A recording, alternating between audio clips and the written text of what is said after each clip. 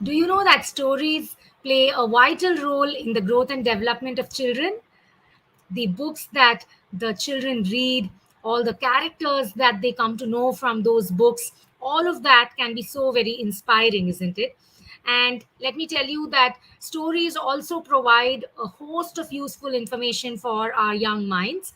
And who can really deny the great way that stories are in introducing new ideas, new words into a child's language, right? Starting from picture books for a very young for very young children to maybe complex novels for teenagers. Yes, it is actually a beautiful way of introducing new vocabulary, new ideas, and help them with their language and learning. Yes, now apart from that, stories can also be read as a hobby, of course. And stories really help to develop a child's imagination by introducing a new idea into their world. Yes, so this new idea can be about maybe an alien, or other planets, how life can be inhabited there, or different points in time, and invented characters that there are in stories, right? So I cannot actually emphasize enough on the different advantages that story reading can have for little children and for young adults as well. Yes, so as you can see, children's stories are um, an important are one of the important things, for the number of reasons that I spoke to you about right now. And they also form a vital part of their growing process. Yes, so now if you want to become a part of this satisfying process, then do come with me into this journey where we learn how we can be writing a story all by ourselves. Yes, so today is the Saturday special episode where I bring a classic story to you, and we will break it down into the different elements, like the essentials, and first and foremost, the title, the author, and all about the story, in a way that we get to understand it in a lot of detail. And why we are doing this is so that it can help you in writing a similar story all by yourself, right? So hello, everybody. I am Sapna Mahadevan, and today again I am live with another interesting episode of Story Writing Vertical. And yes, would like to greet each one of you here in today's live. I can see a lot of hello messages there in the chat box. So thanks a lot for joining the live. And yes, I'm also going to recite the story. Anu, thanks a lot for reminding me. That's the interesting part. I'm going to also recite the classic story that we have cherry picked for all of our dear viewers for today. So let's move ahead and let me introduce the first segment here, which is Fiction Story Writing Masterclass. And of course, what you need to do here is unleash the writer in you. Yes. So let's get drifted into that story world, and let's also look at what are some of the segments that we have curated specially for today's episode, right? Here is the coming up list of plethora of activities that we have. So we will be introducing the title and then talk about the author as well. Then we will be breaking down the story into some of the essential parts. Those are like prerequisites that you definitely want to have in your story. And then apart from the essentials, there's also the fun part, which is like the sections which give a lot of engagement to the story, right?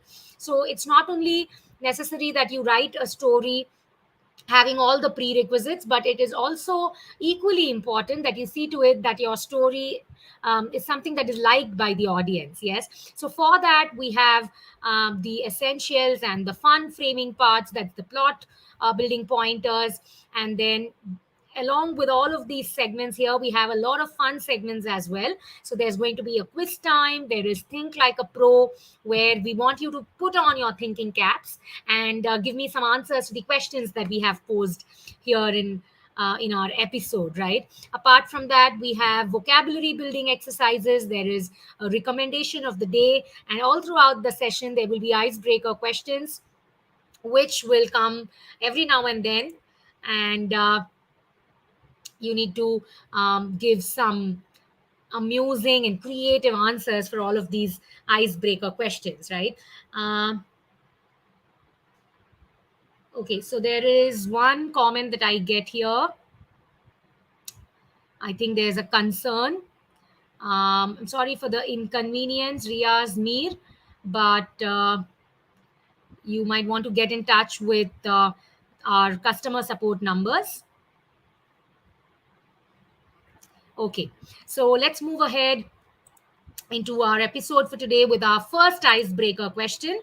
And the question is, never have I ever seen a shooting star. So do let me know in the chat box if you have ever seen a shooting star and what a sight it is. I have seen one, and actually many of them coming all at once. It was a time some years back, and there was one term that we used. There was a scientific technical term that it had when there are a lot of shooting stars coming down at once, but I am somehow forgetting that name or that technical term here. But yes, it is a sight to see, right? So do let me know in the chat box if you have ever seen a shooting star fall by. And mm,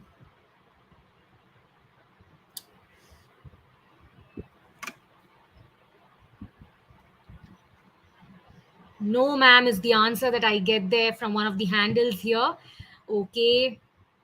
um It is actually a spectacular sight to see a shooting star fall down. Riaz Mir, I'm so sorry for this, but I cannot be of any help here.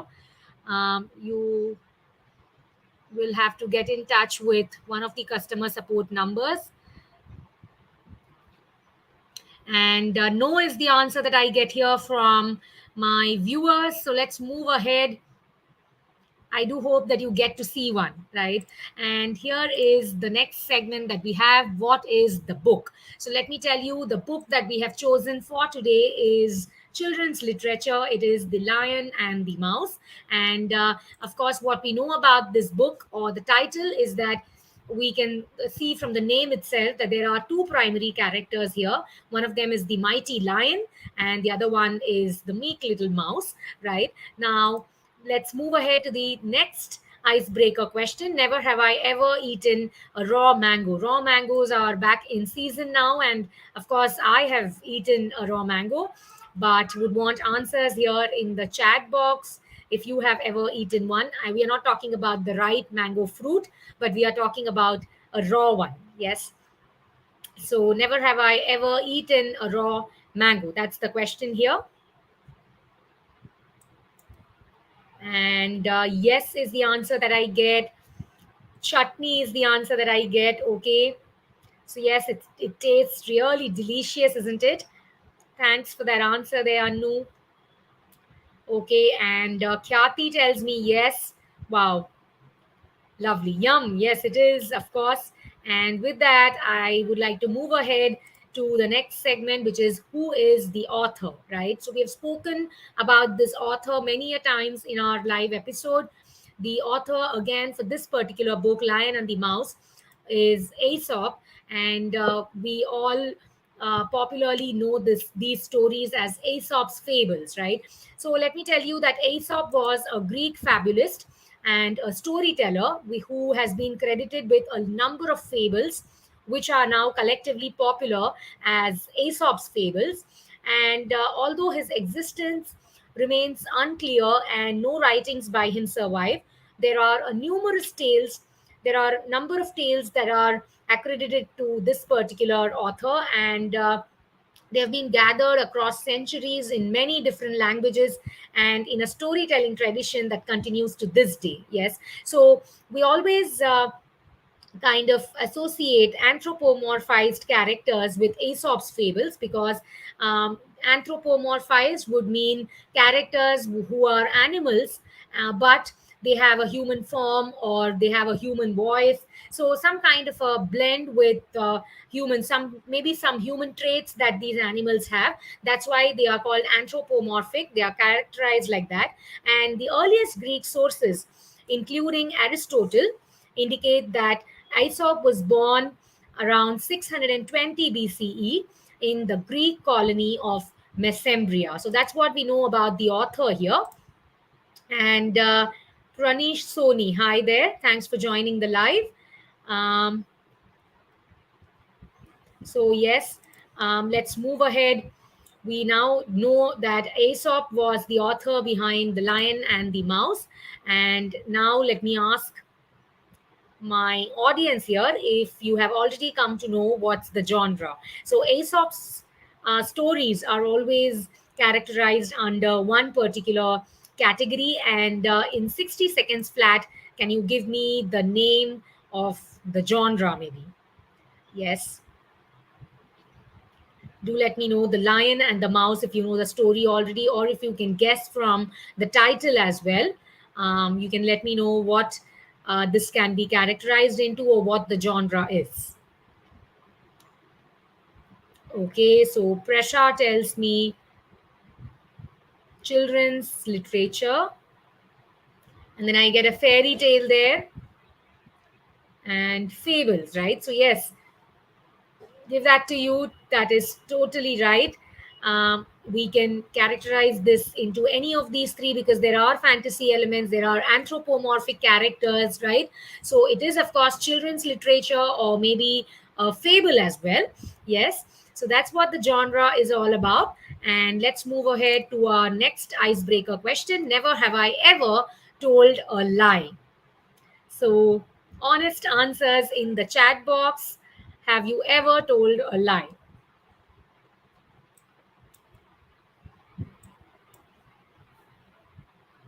Okay. So, Varun tells me never except for April's Fool Day. Okay. So, we can actually take that off the list, right? April's Fool Day is not the pranks that we play are not lies, isn't it?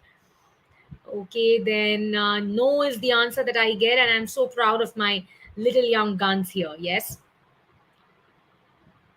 wonderful.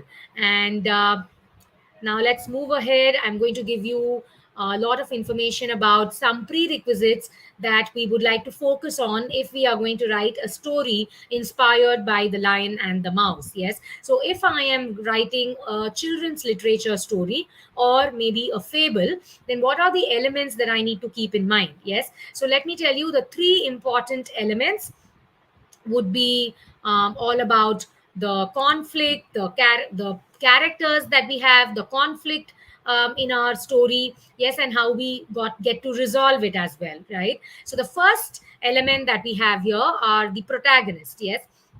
So protagonist means that who are the central characters in our story, and for any fable that you write you definitely need to have characters. Instead, I should put it this way, that not only for fables but for any kind of story that you write, you definitely need characters, right? Characters are going to be the backbone of our story. So in this story, let me tell you,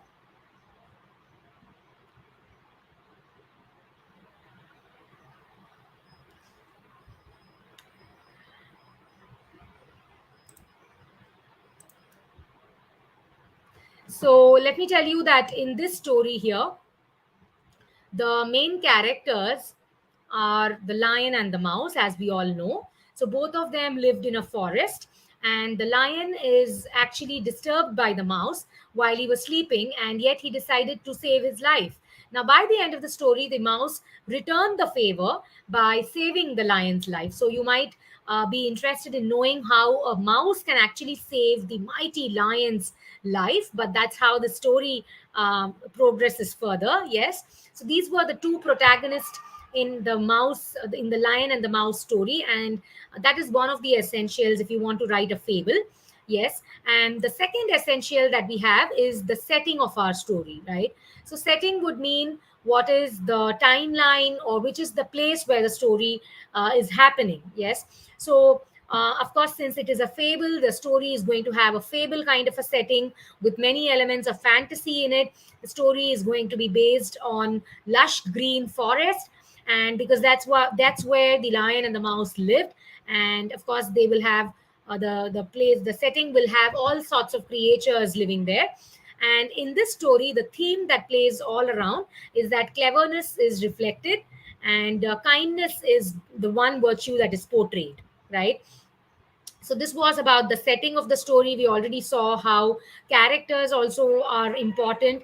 And now the third essential element that we would want to focus on would be the conflict. Yes. So now what will be the conflict in lion and mouse is that the very small field mouse, it had many enemies waiting to have him eaten, but his largest enemy in the forest was the lion, right? Now at a strategic point in the story, the lion catches the mouse, but decides that it is not really very hungry, and on impulse the lion sets the mouse free. So that was the conflict in our story, that the mighty lion actually sets the mouse free, and how at a later point in the story the mouse returns the favor, right? So these are the three elements that we really need to think about, brainstorm while we want to write a fable just like lion and the mouse. So the three elements, again, we have characters, settings, and the conflict, or whatever is the problem statement, right? Now after this, these essentials that we have seen here, let's move ahead and understand what the conflict was in our story. The lion gets snared in a net. As I told you, the first part of the conflict was where the lion, on an impulse, leaves the mouse and doesn't bother. But on this, in the second part of the story, the mighty lion gets snared in a net, and it actually cannot get free. At this time, the mouse comes to its rescue, right? So these were some of the essentials that we had in today's story, which was lion and the mouse. And let's now move ahead to the next element, which is a synonymous word. The word for today is plea, plea, plea. And synonyms or similar word meanings for the word plea would be to appeal, request, or call for help. That is the word that I want to give you here. It is not call as in the verb calling someone, but it means like in call for help, right? So it's a plea, appeal, request, or call, right? These are the synonym words for plea. And you might want to jot all of these words down and use it appropriately.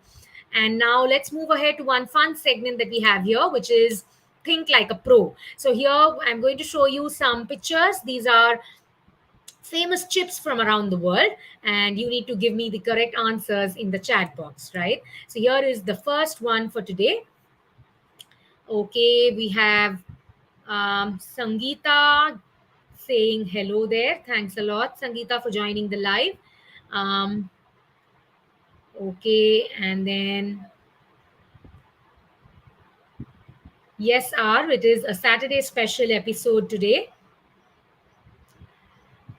And this is the picture that I have for the first Think Like a Pro segment. What is the name of this chips? Cheetos, that is correct. Let me reveal that. That is right. Okay, moving ahead to the second one. Love chips is the comment that I get there. Okay, so this is Lay's. That is correct again. And Cheetos was right, Namrita. Thanks again for those answers. We got Lay's also. All my viewers have correct answers. And moving ahead to the third one, there it is. This is the one that I love. crunchy and crispy. Yes, all the adjectives that we can think for food, right? That is Pringles. That's correct again. And moving ahead to the last one for the day, Pringles is right. Namruta giving me all correct answers. And here is the last one for the day. What is that? Future Goal Thunder. That's the name of this handle here. Pringles is correct. And Dafia says kurkure. That's right again. So thanks a lot for being a participative audience here and giving me all correct answers. So we really love chips, isn't it? Kurkure is correct. Future Goal Thunder. Thanks a lot for that. And yes, with that, let's move ahead. Here it is, kurkure. And let's move ahead with our next segment, which is right there on our screen, plotting the plot. Yes, so now that we know the essentials, let's also understand how we can make our story more engaging and absorbing, right? So for this, we will be talking about three elements. One of them is the conflict, and then the resolution.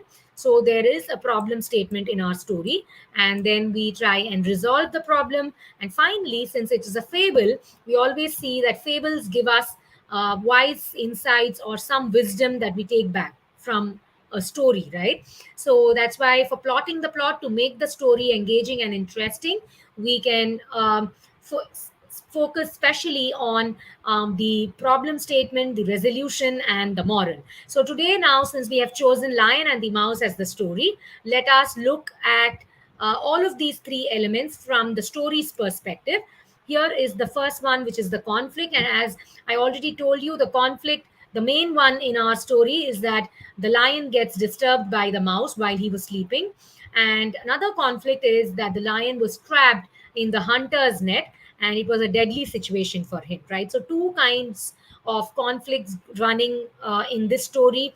For first one in the initial part of the story, and the second one in the latter part. And then the second element that we have here is the resolution, right? So in every story, we see there is some kind of a problem statement, and then the hero of our story tries to resolve it. Yes. So here as well, in The Lion and the Mouse, the ending is one of the very well known sayings, which goes, even the strongest can sometimes use the help of the smallest, right? So this saying is really apt for this scenario of The Lion and the Mouse, and you're going to understand that in a better way when I recite the story out to you. Yes, so that's how the story gets resolved. That is, the mouse also gets to return the favor and help the mighty lion, right? Now the third element that we have here is the moral. Yes, so fables really teach a lot of lessons or insights or wise, they give us wise sayings or some wisdom which we get to know while reading the story, right? And in this story, we see that all of these insights we get through animal actions, right? So the exaggerated human like characteristics of animals make the moral lesson really appealing. And the story of The Lion and the Mouse illustrates that a kind deed is never wasted, and whatever kindness we can do, it is related to good citizenship. Yes, so do not ever think that whatever kind deeds you're doing, it's not going to be paid back, because there is a time for everything, and you will never even realize when you get paid back for your good deeds, right? Of course, the good deeds that we do are not without, should be done without any intention of any favor from anyone, but that's the rule of law. When you do good, good itself comes back to you, right? So that's the moral that we get here from this story, The Lion and the Mouse. And let's move ahead after all of these plot building pointers to the synonymous word that we have next, which is exaggerated, right? So exaggerated would mean something which is over the top, and synonymous words would be amplified, overstated, or magnified, right? So these are synonym or similar word meanings for the word exaggerated. And we always see how some people are really boastful and exaggerate their achievements a lot, right? That's how you can be using that word there. And these are the different synonyms for the word, right? So do jot them down in your Google It journal and try using them wherever apt. Let me tell you, these words that we give out to you here in every episode, these are a wonderful way of learning and amplifying your vocabulary, even, right? So, with that, let me move ahead to the next segment. Shiny gives me a hi here in the chat box. Welcome to the live. Hey there, Latika. Okay, so let's move ahead into our next segment. This is quiz time already, and I hope I get all correct answers here. First question for my viewers: where did the lion and the mouse live? That's quite simple, right?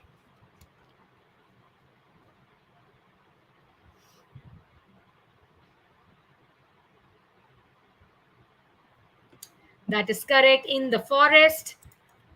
Perfect. And next question coming up here: whom did the mouse save?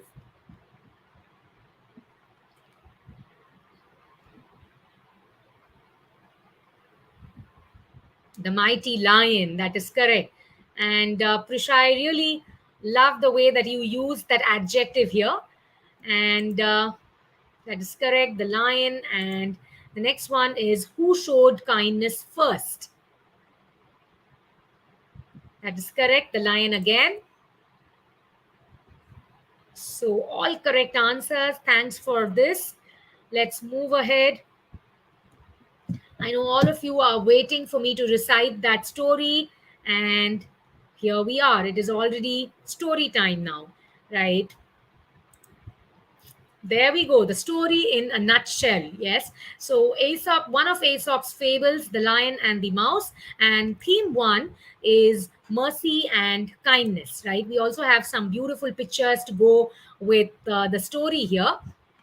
So once upon a time, there lived a lion in the dense Amazon forest, rainforest, while he was sleeping by resting his big head on his paws. A tiny little mouse unexpectedly crossed by and ran across the lion's nose in haste. Yes, now for audience members who do not know what Amazon rainforest is, let me tell you that it is a dense jungle situated in America, and it is one of the amazing facts is that one of the largest rainforest in the world, and we can find all sorts of creatures here in the rainforest, like maybe colorful macaws and the colorful billed toucans. There's katydids and iguanas and whatnot, right? So that is what the Amazon rainforest is, and here that is the setting of our story, right? And we see that in the first part of the story itself, the mighty lion is disturbed by the mouse who was running by, and in the haste that he was in, that she was in, she actually disturbed the lion from his sleep. Now this woke up the lion, and he laid his huge paw angrily on the tiny mouse to kill her. The poor mouse begged the lion to spare her this time, and that she would pay him back sometime another day. Hearing this, the lion was amused and wondered how such a tiny creature could ever help him. But he was in a very good mood, and in his generosity, he finally let the mouse go. So, this was the first part of how the story unfolds. And before we move further to our theme two, let's first quickly look at one of the synonymous words. The word is amused, and amused would mean entertained, delighted, or tickled. So he was really tickled to find out how a tiny mouse can help him, right? So these are the different words that you can be using interchangeably with amused. And do not forget to jot them down, of course. Now, the theme two in our story is returning the favor, right? Now, the theme one that we saw was all about kindness and mercy, and we saw how the mighty lion let the mouse be and actually did not bother to eat her up, right? Now, theme two, how the story unfolds further, is a few days later, a hunter set a trap for the lion while the big animal was stalking for prey in the forest. Caught in the toils of the hunter's net, the lion found it really difficult to free himself and roared loudly in anger. As the mouse was passing by, she heard the roar and found the lion struggling hard to free himself from the hunter's clutches. Now, the little creature quickly ran towards the lion's trap that bound him and gnawed the net with her sharp teeth until the net tore apart. Slowly, she made a big hole in the net, and soon the lion was able to free himself from the hunter's trap. Now, the lion thanked the little mouse for her help, really thanked her profusely, and the mouse reminded him that she had finally repaid the lion's favor for sparing her life before. Thereafter, the lion and the mouse became good friends and lived happily in the forest. So, once again, a happy ending, because mostly all children's literature stories or even fables, they end up with a happily ever after, right? So here we can see that although the tiny little mouse and the mighty lion do not have any link here, but both of them remained good friends in the forest, right? So that's how the story ended. And you can see how here the good deed of the lion was returned as a favor by the tiny mouse. Yes. So that was what the story was, The Lion and the Mouse. And let me give a shout out here to Rajbala Singh for that like there, and all the different emojis that I get here in the chat box. Thanks again for listening in patiently and for enjoying that story here, right? Now, before we move ahead, I have another synonym word for you, which is gnawed. So when I say the tiny mouse gnawed at the net, it would mean that she chewed a bit or even nibbled the net, right? So, chew, bite, and nibble, all of these are the synonyms for gnaw, right? And gnawed is the past tense, and you can, of course, change all of these words written down to past tense as well, right? So, these were the synonymous words. That was the last synonymous word for today. And we move ahead to another fun segment before we end the broadcast, right? So, the one fun segment that we have here to play with you all is the jumbled words segment. And I'm going to show you some words. And quickly, you need to unjumble the words and find the correct meaningful word, right? Hint is that all the words are related to the lesson of today. Here is the first word. And quickly in the chat box, if you can give me the words. Okay, waiting for some answers to come up here in my chat box. Forest is correct. That was quite easy. Yes. So, forest is the first word. And what's this? Unjumble the word and give me the correct word in the chat box.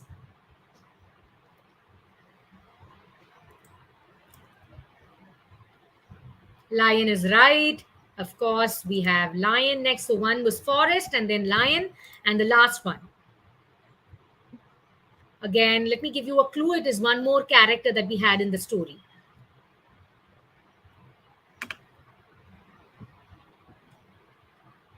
R gives me the correct answer. That is hunter. Enzo also gives me the correct answer. Thanks a lot for that. Hunter is right. Rajabala Singh, lion is right for the previous one. And it is hunter for now. Yes, that is correct again. So, yes, there it is. Right. So, with that, let me move ahead to the next segment. It is the project work that I would strongly encourage each of my viewers to be doing. So, implement all the learnings that you have had from today's episode, and maybe you can try putting pen to paper to draft a children's story just like the book here, Lion and the Mouse. Yes. And remember to include all the essential prerequisite elements, which were the characters, the setting, and the conflict, right? So, yes, with that, we come to the end of our episode for today. And on Monday, it's going to be improv comedy. I'm sorry for that typo there. Monday, it is improv comedy. So, it's also popularly called improvisation. And I'll be letting you know on all that is all that there is in understanding this particular stream of or type of stand-up comedy vertical. And we are going to have a lot of fun listening into the scenarios, the different jokes as well. Yes, so do stay tuned in with me on Monday as well at 6 p.m. India time. I am Sapna Mahadevan signing out for today, and until the time we meet next, I would want all of you to take good care of yourselves, have a happy time, and keep smiling. Bye bye.